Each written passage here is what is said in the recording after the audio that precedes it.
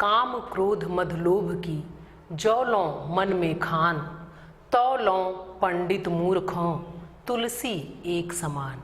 प्यारे बच्चों, मैं डॉक्टर चारुशीला सिंह हिंदी की कक्षा में आप सभी का स्वागत करती हूँ। बच्चों, अभी कुछ पंक्तियाँ आपने मेरे मुख से सुनी।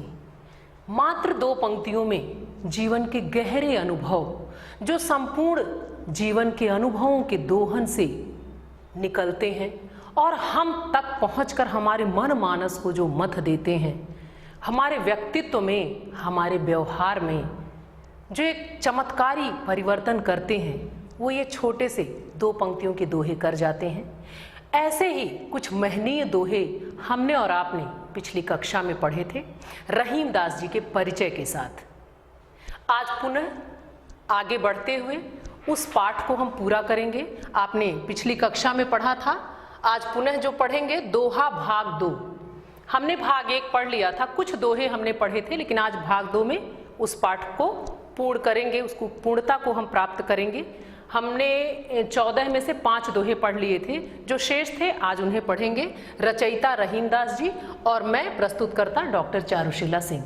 आइए बच्चों, अब चलते हैं अपने पाठ की ओर, क्योंकि वो जो दोहे हैं जिसे मैंने बताया वो आम जीवन तक पहुंचे हैं, हर चौखट के पार पहुंचे हैं, युगों तक, वर्षों तक वो प्रासंगिक रहे और आज भी हैं। तो आइए अन्य और क्या क्या हैं इस पाठ में जो हमें और आपको पढ़ने हैं, सीधे वहां चलते हैं और पाठ का एक संक्षिप्त परिचय पुनः आपके समक्ष रखती हूं, जिससे आप परिचित हैं, लेकिन पुनः एक बार देख लें। शीर्षक दोहा भाग 2। रचयिता रहीम दास जी, भाषा जो है वो ब्रज है, इसके लालित्य से हम और आप अब परिचित हो चुके हैं। शैली मुक्तक, रस शांत, छंद दोहा, और ये जो सभी दोहे हैं आपने पहले भी जाना था कि रहीम ग्रंथावली से लिए गए हैं। तो आइए अविलंब अब चलते हैं मूल भाव की ओर। पाठ का मूल भाव आप जान चुके हैं, ये प्रधान जो भाव होते हैं, केंद्रीय भाव होते हैं। जब हमने पिछली कक्षा में पढ़ा था तो 5 दोहे हमने पढ़े थे और उनके मूल भाव को हमने जाना था। क्योंकि आज संख्या में ज़्यादा हैं, अधिक हैं हमारे पास, तो आप देख लें कि किन अर्थों को स्वयं में समाहित किए हुए जो दोहे हैं आज हमारे समक्ष आएंगे। जो पहला आएगा, ध्यान से देखें, मछली को सच्चे प्रेम का आदर्श बताया गया है। इन भावों को लिए हुए पहला दोहा हमारे और आपके समक्ष आएगा। दूसरा जो है, गरीबों के प्रति प्रेम रखने वाले को क्या कहा गया, वो परमात्मा के समान होता है। इन्हीं भावों को विस्तार दिया गया है। पुनः आगे बढ़ते हुए हम पढ़ेंगे, ईश्वर के प्रति कवि ने अपने प्रेम के स्वरूप पर प्रकाश डाला है, जो हम पढ़ेंगे। और पुनः जब आगे बढ़ेंगे तो बहुत सारे अर्थों में किन किन अर्थों को स्वयं में सहेजे हुए दोहे हमारे समक्ष आएंगे। आप ध्यान दें, प्रेम संबंध कैसे हो हमारे आत्मीय जन से, इससे संबंधित दोहे पढ़ेंगे हम। फिर संगति का क्या प्रभाव पड़ता है इसके संबंध में, परोपकार की महत्ता के संबंध में, छोटे बड़े सभी के महत्व से संबंधित दोहा पढ़ेंगे। आगे बढ़ते हुए गोत्र की वृद्धि पर होने वाली प्रसन्नता तथा तुच्छ के साथ किसी भी प्रकार के संबंध न रखने की बात कही गई है। तो आज इतने आप देखें, आज ये बहुरंगी दोहे, बहुआयामी दोहे हमारे और आपके समक्ष आएंगे। तो आइए अब सीधे सीधे हम उन दोहों में प्रवेश करते हैं, उनके उन गंभीर अर्थों में चलते हैं जो युगों, जो आप कह सकते हैं युगों प्रासंगिक रहे और जो वर्षों की साधना का प्रतिफल है, जो हमें और आपको पढ़ने के लिए निर्धारित हैं। तो क्यों है ये हमारे और आपके जीवन में एक चमत्कार ला देंगे, जो हम समाज को देखते हैं, हमारे आपके नजरिए में, हमारे आपके व्यवहार में ये बहुत परिवर्तन लाएंगे। और ये कितने प्रासंगिक हैं, ये पढ़ते हुए हम जानेंगे। हमारे आम जनजीवन की ही बातें हैं, लेकिन बहुत ही सरलता से, बहुत ही बड़ी बात, बहुत ही प्रभावशाली बातें कही गई हैं। और पढ़ते पढ़ते हम महसूस करते हैं कि हमारे हर दिन के व्यवहार में ये चीज़ें घटित होती हैं, पर हम ध्यान नहीं दे पाते उन बातों की तरफ जहां कवि ने बड़ी सहजता से हमारे ध्यान को खींचा है। आइए, सबसे पहला काम पाठ का। परिचित हो चुके हैं सामान्य पाठ और छंद विधान के आधार पर। आइए दोहे को दोहे की तरह उस लय में पढ़ें। ध्यान दें बच्चों, जाल परे जल जात बही तज मीनन को मो रही मन मछरी नीर को तऊ न छाड़त छो। अगला देखें, दीन सबन को लखत है, दीन ही लखे न कोई, जो रहीम दीन ही लखे, दीन बंधु सम हो। और आगे बढ़े, प्रीतम छवि नैनन बसी, पर छवि कहाँ समाय, भरी सराय रहीम लखे, पथिक आप फिर जाए। आइए, बहुत बड़ी बहुत प्रभावशाली बातें हैं, अब देखें इनके मर्म को जानें, इन पंक्तियों में प्रवेश करें, इनके अर्थ को समझें और अपने जीवन को सार्थक बनाएं। आइए बच्चों देखते हैं, पहले दोहे का अर्थ आप देखें कि कवि क्या कहते हैं। यहाँ सच्चे प्रेम की बात कही गई। मूल भाव में आपने ये जाना कि मछली को कहा गया कि वास्तविक प्रेम करना वो जानती है। उसके माध्यम से देखिए क्या बात कही गई कि क्या होता है वास्तविक प्रेम का स्वरूप। जाल परे जल जात बही, और वो आदर्श है मछली। तज मीनन को मोह, कि जाल परे, जाल जब पड़ता है तो जल जो है जात बही, जाल पड़ता है और जल जो है वो छन कर वो बह के अलग हो जाता है। तज मीनन को मोह, मीनन अर्थात मछली और उसका मोह स्नेह प्रेम, कि वो जो जल है वो जाल पड़ते ही बह जाता है, अलग हो जाता है मछलियों के मोह को त्याग कर, जबकि वो दोनों साथ रहते हैं। उनका संबंध आप सोचिए कि उनका साथ कितना गहरा और कैसा स्नेह होता है, लेकिन जैसे ही जाल पड़ता है वो मछलियों के मोह को त्याग कर बह जाती है। रहीमन मछली नीर को तऊ न छाड़छो, लेकिन आप देखें जल अर्थात पानी तो बह गया, जल बह गया, लेकिन मछली क्या करती है। रहीमन मछली नीर को तऊ न छाड़छो, लेकिन जो मछली है वो नीर अर्थात जल के स्नेह को तऊ न छाड़त छो, छो मतलब होता है प्रेम, तब भी वो जल से जो उसका स्नेह संबंध है उसको त्याग नहीं पाती, और अलग होते ही क्या होता है वो तड़प तड़प कर अपनी जान दे देती है, वो मर जाती है, लेकिन वो जल के स्नेह को, उसके प्रेम को भुला नहीं पाती है। जबकि जल का स्नेह देखिए कैसा था, उस मोह को तुरंत त्याग देता है और जाल से बाहर निकल जाता है। लेकिन मछली जो है वो तड़प कर मर तो जाती है, लेकिन जल के साथ अपने स्नेह संबंध को भुला नहीं पाती, उसके मोह को त्याग नहीं पाती। अगला देखें, दीन सबन को लखत है, दीन ही लखे न कोई। अब यहाँ देखिए दीन की बात, जो दीन दुखी हैं उनके लिए कवि ने कहा कि जो दुखियारे लोग हैं, सबन अर्थात सभी को, लखत मतलब देखते हैं, सबको वो देखते रहते हैं इस आशा के साथ, इस उम्मीद के साथ कि वो मेरी कुछ मदद करेंगे। दीन ही लखे न कोई, लेकिन दीन अर्थात दुखियारों को कोई नहीं लखता, मतलब कोई नहीं देखता, कोई भी उनका ध्यान नहीं देता। जो रहीम दीन ही लखे, दीन बंधु सम होए। लेकिन रहीम दास जी कहते हैं कि जो व्यक्ति, जो रहीम दीन ही लखे, लेकिन जो दीन दुखियों को देखते हैं, उनकी उपेक्षा नहीं करते, जिनका ध्यान उन दीन दुखियारों के प्रति रहता है, उनको देखते हैं, उनकी मदद करते हैं, वो कैसे होते हैं। दीन बंधु सम हुए, सम मतलब समान, हुए मतलब होता है कि वो दीन बंधु कहलाता है। वो कैसा होता है, दीन बंधु, बंधु मतलब भाई। आप जानते हैं कि सबसे करीब का जो स्नेह संबंध होता है वो, इसलिए यहाँ दीन बंधु, बंधु मतलब ही भाई, और आप जानते हैं ना कि भाई बहन का या भाई भाई का कैसा संबंध होता है। तो यहाँ दीन बंधु कहा गया उन व्यक्तियों के लिए जो दुखियों की मदद करते हैं, उनका ध्यान देते हैं, उनकी उपेक्षा नहीं करते, उनकी तरफ देखना मतलब उनकी मदद के लिए तत्पर रहना, आगे आना। और कवि ने कहा वो दीन बंधु सम हो। यहाँ दो अर्थ हैं कि वो तो एक तरफ से मदद करके उनके भाइयों जैसे हुए, उनके करीबी बने, और दूसरा दीन बंधु। आप जानते हैं कि ईश्वर का भी एक नाम है दीन बंधु, क्योंकि वही माता पिता भाई बहन सब कुछ है।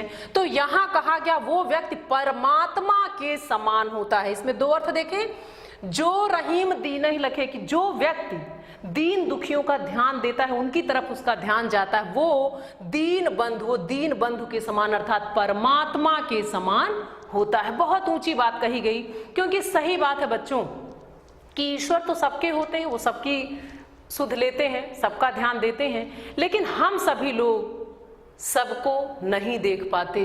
कुछ लोग हमेशा उपेक्षित रहते हैं और ये ऐसा ही वर्ग है जिसकी तरफ सबका ध्यान नहीं जाता। तो जिन लोगों का जाता है वो दीन बंधु के समान अर्थात उस परमात्मा के समान होता है। आगे देखें, प्रीतम छवि नैनन बसी पर छवि कहाँ समाये। ये ब्रज भाषा है, बच्चों ध्यान दें। भरी सराय रहीम लख पथिक आप फिर जाए। कवि कहते हैं, इन्होंने अपने ईश्वर से अपने स्नेह संबंध की बात की कि प्रीतम, प्रियतम अर्थात वो ईश्वर, वो आराध्य, वो ईश, उनके लिए कहते हैं कि प्रीतम की जो छवि है वो नयनन बसी, कि उनकी मूर्ति, उनकी छवि, उनकी मूरत जो है वो नयनन अर्थात नेत्रों में बस गई है। तो पर छवि कहाँ समाये, पर मतलब कोई दूसरा। तो जब उस नेत्र में प्रियतम अर्थात उस ईश्वर की छवि बस चुकी है तो पर अर्थात किसी भी दूसरे की छवि, मूर्ति कहाँ समा सकती है, मतलब एक ही कोई हो सकता है। तो जब वो है तो अन्य कहाँ हो सकता है। भरी सराय रहीम लग पथिक आप फिर जाए। उसी प्रकार एक है अर्थात ईश्वर है तो दूसरा उसी प्रकार नहीं आ सकता। जैसे भरी हुई सराय, सराय मतलब वो जगह जहाँ पथिक अर्थात राहगीर आकर विश्राम करते हैं, रुकते हैं। तो कवि कहते हैं कि जैसे भरी सराय को देखकर, भरी सराय रहीम लख की, रहीमदास जी कहते हैं जैसे भरी सराय को देखकर लख कर पथिक आप फिर जाए। पथिक मतलब जो राहगीर है वो स्वयं वापस चला जाता है। जब देखता है कि भरा है और कहीं भी रिक्त नहीं है जगह तो मैं कहाँ रहूँगा, तो जिस प्रकार वो फिर जाता है वैसे ही जब आपकी आत्मा में, और ये अपनी बात करें कि मेरे नेत्रों में जब उस परमात्मा की छवि बस गई है तो दूसरा उसमें नहीं आ सकता। आइए और आगे चलते हैं बच्चों अन्य दोहों की तरफ। अब देखिए पहला ही दोहा जो है वो हमारे व्यवहार में हर दिन कहीं ना कहीं दिखता है और हम उपेक्षित भाव से ही आगे बढ़ जाते हैं, ध्यान नहीं देते। लेकिन जितनी सहजता से जितनी बड़ी बात कवि ने कह दी है, निसंदेह हमारे अंतर मन पर, हमारे मानस पे, हमारी चेतना पे उसका प्रभाव पड़ना ही पड़ना है। इसीलिए ये दोहे आज भी प्रासंगिक हैं। देखें, स्नेह संबंधों पर प्रकाश डाला गया। सबसे पहले पाठ, रही मन धागा प्रेम का मत तोरे चटका, टूटे से फिर ना जुरे, जुरे गांठ पर जाए। आगे, कदली सीप भुजंग मुख स्वाति एक गुण तीन, जैसी संगति बैठी तै सोई फल दीन। आगे देखें, तरुवर फल नहीं खात है, सरवर पियहि न पान, कहीं रहीम पर काज हित, संपत्ति संचहि सुजान। अद्भुत भाव है। आइए अर्थों में चले। देखिए, स्नेह संबंधों की बात की गई। क्या कहते हैं, रहीमन धागा प्रेम का मत तोड़ें चटकाए। रहीम दास जी कहते हैं जो स्नेह के संबंध हैं, जो प्रेम रूपी संबंध हैं, तो कैसे होते हैं, रहीमन धागा प्रेम का। वो कहते हैं प्रेम रूपी धागे को, संबंध को मत तोड़ें चटकाए। कभी भी प्रेम रूपी धागे को आप खींच कर, चटका कर मत तोड़िए, यानी बहुत चोट उस स्नेह संबंध को अपने मत पहुंचाइए। टूटे से फिर ना जुरे, जुरे गांठ पर जाए। क्योंकि एक बार ये स्नेह संबंध टूट जाते हैं तो टूटे से फिर ना जुरे, टूट गया तो फिर यानी दोबारा वो जुरे मतलब जुड़ना, नहीं जुड़ता है, जुरे गांठ पर जाए। और अगर जुड़ भी गया तो एक गांठ उसमें पड़ जाती है। क्योंकि आपका जो स्नेही है, अगर आप उससे विलग हुए हैं, अगर कुछ ऐसी बातें आपके बीच में हो गई हैं कड़वी, तो स्नेह संबंध दोबारा जुड़ नहीं पाता। और अगर जुड़ता है तो वो बातें, वो कड़वाहट कहीं न कहीं हमारे हृदय में गहरे बैठ जाती हैं और फिर वो संबंध पहले जैसा आत्मीय नहीं हो पाता। कवि यहाँ यही बताना चाहते हैं। आइए अगला देखें। यहाँ संगत की बात की गई है कि जो हमारी संगति होगी हम वैसे ही बन जाते हैं, और इसको बड़े ही अच्छे उदाहरण के माध्यम से कवि ने बताया है। ध्यान दें, कदली सीप भुजंग मुख स्वाति एक गुण तीन। देखिए, कहते हैं कि स्वाति 1 गुण 3, स्वाति नक्षत्र के जल की बात की जाती है कि वो केले में पड़ता है, सीप में पड़ता है, भुजंग में यानी सांप के मुख में पड़ता है तो क्या होता है देखें। तो कवि कहते हैं कि कदली सीप भुजंग मुख स्वाति 1 गुण 3, कि स्वाति एक ही स्वाति नक्षत्र का जल जो है वो 3 तरह का हो जाता है। कैसे? कदली सीप भुजंग मुख, जब वो केले में पड़ता है तो कपूर बन जाता है वही जल, जब वो सीप के मुख में पड़ता है तो मोती बन जाता है भुजंग मुख, और जब वो भुजंग यानी सर्प के मुख में पड़ता है तो वो विष बन जाता है। देखें यहाँ कपूर केले में पड़ा तो, और सीप में पड़ा तो मोती, और जब सांप के मुख में, सर्प के मुख में वो जल जाता है तो स्वाति 1 गुण 3 की एक ही नक्षत्र का जल जो है 3 तरह का हो जाता है। क्यों? जैसी संगति बैठिए तय सोई फल दीन। क्यों ऐसा होता है? क्योंकि जैसी संगति, जैसा साथ होता है तय सोई फल दीन, वैसा ही फल हमें प्राप्त होता है। तो बहुत बड़ी बात कही गई, इसलिए ध्यान दें कि हम कैसे लोगों के साथ उठते बैठते हैं, क्योंकि वो हमारे व्यवहार का, हमारे चरित्र का जाने अनजाने निर्माण करते रहते हैं, हम उनसे प्रभावित होते रहते हैं। इसलिए प्रयास यही हो कि हमेशा अच्छे संबंध बनाए जाएं। आगे देखिए यहाँ परोपकार की बात की गई, तरुवर फल नहीं खात है सरवर पियहि न पान। कवि कह रहे हैं कि तरुवर, तरु मतलब पेड़, कि जो पेड़ है वो अपने फल स्वयं नहीं खाते, और सरवर अर्थात तालाब जो है वो अपने जल स्वयं नहीं पीते, पान मतलब पीना। कहीं रहीम पर काज हित संपत्ति संचय सुजान, कि इसीलिए रहीमदास जी कहते हैं इसी तरह कहीं रहीम पर काज हित, पर मतलब दूसरे के हित के लिए। रहीमदास जी कहते हैं ऐसे ही जो संपत्ति संचय सुजान, की जो सुजान यानी सज्जन पुरुष हैं उनकी जो संपत्ति होती है वो क्यों संचित होती है? पर काज हित, वो दूसरे के हित के लिए जो उनकी संचित संपत्ति है वो किस योग्य होती है? पर काज, परमार्थ के लिए, दूसरे के हित के लिए, दूसरे के चिंतन के लिए वो अपनी संपत्ति का प्रयोग करते हैं। देखिए यहाँ कहा गया कि जिस प्रकार तरुवर फल नहीं खाता है सरवर पियहि न पान, कि पेड़ जो है वो अपना फल स्वयं नहीं खाता, तालाब सरोवर अपना जल स्वयं नहीं पीते, उसी प्रकार जो सुजान अर्थात सज्जन व्यक्ति हैं उनकी जो संचित संपत्ति होती है वो कैसी होती है? पर काज हित, वो दूसरों के लिए होती है, जरूरतमंद के लिए होती है। आइए और आगे बढ़ते हैं। यहाँ देखें, रहीमन देखी बड़ेन को लघु न दीजिए डान, जहाँ काम आवे सुई कहाँ करे तरवार। आगे देखें, यूं रहीम सुख होत है बढ़त देख निज गोत, जो बड़री अखियाँ निरखी आँखिन को सुख हो। और आखिरी देखें, रहीमन ओछे नरन ते तजो बैरु अरु प्रीत, काटे चाटे स्वान के दुहु भांति विपरीत। अद्भुत अर्थ इन पंक्तियों में भी। आप देखें यहाँ बड़े और छोटे सभी का अपनी अपनी जगह महत्व है, जबकि हम लोग ऐसा करते नहीं हैं, समाज ऐसा करता नहीं है। लेकिन ये जो बातें कही गई हैं जब इन माध्यमों से कही जा रही हैं, जब इस उदाहरण से, तो हमें भी वास्तविक स्वरूप पता चल रहा है। और वास्तविकता है कि चाहे छोटा हो या बड़ा हो, हर व्यक्ति का, हर वस्तु का अपनी जगह बहुत ही महत्व होता है, किसी को भी उपेक्षित नहीं करना चाहिए। देखिए, रहीमन देख बड़ेन को लघु न दीजिए डार। रहीम दास जी कहते हैं कि देख कर किसको? बड़ों को। बड़ों को देखकर लघु अर्थात छोटों को, लघु न दीजिए डार, छोटों की उपेक्षा मत करिए, उनका तिरस्कार मत करिए। क्यों? जहां काम आवे सुई कहाँ करे तलवार।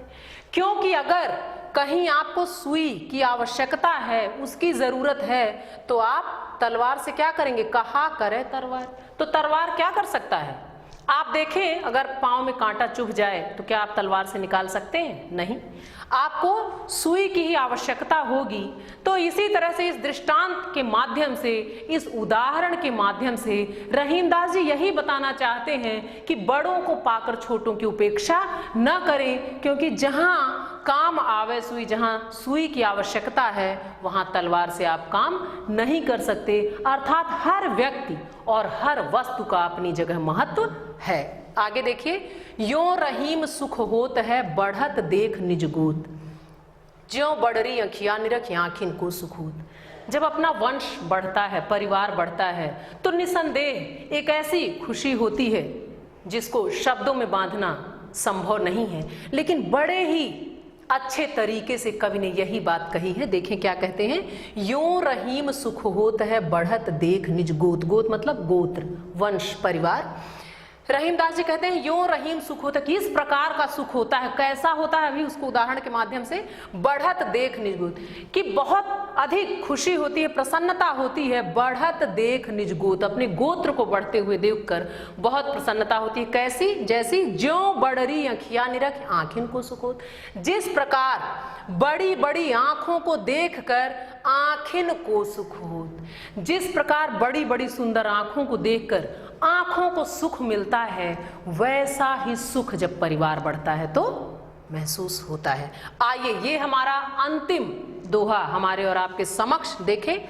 बहुत बड़ी बात, रहीमन ओछे नरंते तजो बैर वर प्रीत। रहीमदास जी कहते हैं जो ओछे अर्थात तुच्छ व्यक्ति हैं, उनसे बैर और प्रीत यानी दुश्मनी और स्नेह दोनों ही मत करिए। अब सोचिए, ओछे मतलब जो छोटे लोग हैं, तुच्छ विचार वाले लोग हैं। रहीमन ओछे नरंते, कि ओछे व्यक्तियों से तजो त्याग दीजिए, क्या? बैर और प्रीति, दुश्मनी और स्नेह दोनों ही उनसे मत करिए, त्याग दीजिए। काटे चाटे स्वान के दुहु भांति विपरीत। कैसे? एक उदाहरण भी उन्होंने दिया कि काटे चाटे स्वान के दुहु भांति विपरीत। वो कहते हैं कि एक कुत्ता चाहे आपको काट ले या चाट ले, अगर आपको काटता है तो आप पागल हो सकते हैं, मृत्यु भी हो सकती है, या आपको अस्वस्थ होंगे, इलाज कराना पड़ेगा। चाटे, और अगर चाट ले तो भले आप ना मरे, लेकिन आप अपवित्र तो हो ही जाएंगे। और स्वान का अर्थ होता है कुत्ता। वो कहते हैं कि स्वान के काटे चाटे, कि कुत्ता अगर आपको काट ले या चाट ले, दुहु भांत विपरीत, दोनों ही तरीकों से ये सुखद नहीं होता, अच्छा नहीं होता। इसीलिए आप ओछे व्यक्तियों से न दुश्मनी करें न दोस्ती करें, वो हर प्रकार से त्याज्य हैं। आइए इन पंक्तियों के काव्य सौंदर्य की ओर चलते हैं। ध्यान दें, ओछे स्वभाव वाले लोग हानिकारक होते हैं, जो सत्य है। एक उदाहरण के माध्यम से कवि ने बताया। भाषा सरल ब्रज, शैली उपदेशात्मक, अलंकार अनुप्रास तथा दृष्टांत। अभी आपने देखा, एक से एक उदाहरण आपके समक्ष है। गुण प्रसाद और रस जो है वो शांत है। आइए व्याख्या का प्रारूप, इस प्रारूप से आप पहले भी परिचित हो चुके हैं, लेकिन पुनः आपके इस पाठ के हिसाब से आपके समक्ष है। ध्यान दें क्या क्या करना होता है।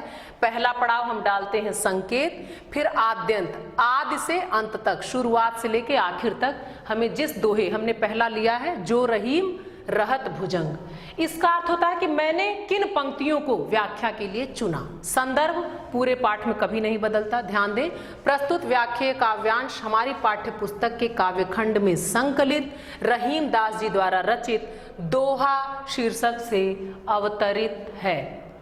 बच्चों आप ध्यान दें, इसलिए ये बार बार बताया जाता है। आप सभी जानते हैं कि जो संदर्भ होता है उसके माध्यम से सिर्फ हमें ये दो बातें बतानी होती हैं कि रचयिता कौन है, हमारा पाठ कौन सा है।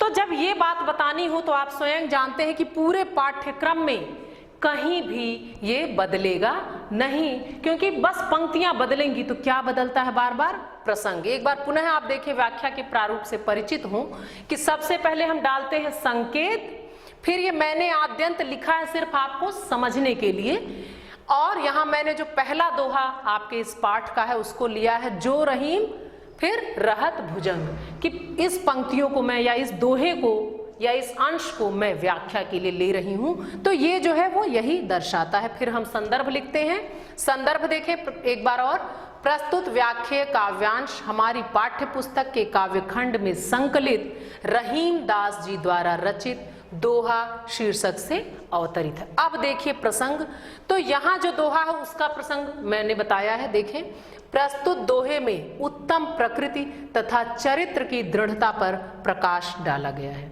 बच्चों आप एक बात देखें कि जब ये पंक्ति बदल जाएगी तो आपका प्रसंग सिर्फ बदलेगा, संदर्भ जो है वो पूर्ववत, यानी यही सब में चलता रहेगा। आइए हर पाठ को पढ़ाने से पूर्व मैं आपसे कहती हूँ कि कठिन शब्दों के अर्थ पढ़ें, और गृह कार्य में भी मैंने दिया था।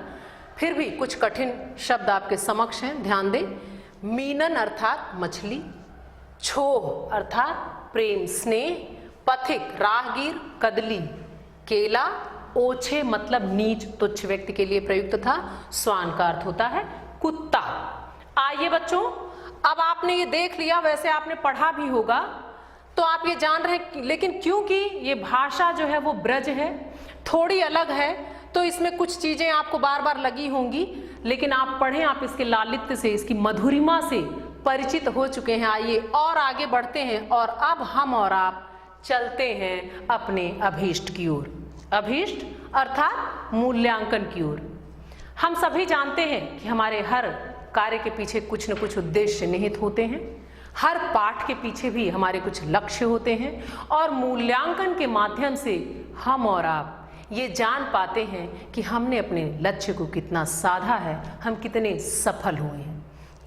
इस पाठ को हमने 2 भागों में पढ़ा। पहले भाग में हमने कवि के परिचय को पढ़ा था और कुछ दोहे, कवि के जीवन से जुड़ी हुई बहुत सारी बातें हमने जानी थी। रहीम दास को जो उपाधि मिली, क्यों मिली, किसने दी, ऐसी बहुत सारी चर्चाओं के साथ, उनके रचना क्रम के साथ हमने 5 दोहे पिछली कक्षा में पढ़े थे। आज इस पाठ को हमने पूर्ण कर लिया है, ये पूर्णता को आज प्राप्त हो गया है, और अब इस मूल्यांकन के आधार पर हम और आप ये जान पाएंगे कि हमने अपने लक्ष्य को कितना साधा। आइए कुछ प्रश्न आपके लिए, आपके समक्ष, ध्यान दें बच्चों। पहला क्या है, रहीम दास किसके दरबार के 9 रत्नों में से एक थे? आपने पढ़ा था, आपको पता भी होगा, आप इसे लिखें। अगला, रहीम दास की प्रमुख रचनाओं का उल्लेख कीजिए। आप इनकी रचनाओं से भी परिचित हो चुके हैं, लेकिन पुनः एक बार बहुत मन से इसको फिर से पढ़ें, और ये बहुत ही आसान है, लिखें। जो दोहे हैं उनको भी याद करें, गुनगुनाएं। संप्राप्ति, हमने और आपने आज क्या पाया? बच्चों, हमने ये जाना, छंद को पढ़ते हुए हमने जाना था कि 2 पंक्तियों के दोहे में जीवन के गंभीर जो रहस्य हैं, अर्थ हैं, वो पिरोए जा सकते हैं मात्र 2 पंक्तियों में। और ये दोहा सबसे छोटा छंद है, फिर भी ये कितना प्रभावपूर्ण है, कितना गंभीर अर्थ खुद में समाहित किया होता है। और जब बात रहीम की होती है तो जो कहते हैं कि रहीम दास जी के दोहे आज भी उतने ही प्रासंगिक हैं। हमने इसे महसूस किया कि ये जीवन के गहरे अनुभवों को लेकर लिखे गए हैं, और हमारे और आपके जीवन को सही दिशा प्रदान करने वाले, हमारे आपके व्यवहार को बहुत ही प्रांजल, बहुत ही स्पष्ट और एक अच्छी दिशा देने वाले हैं। तो इन्हें मनन करें, गुनगुनाएं, पढ़ें। अगली कक्षा में एक नवीन विषय के साथ पुनः मिलूंगी। आज के लिए बच्चों बस इतना ही। धन्यवाद।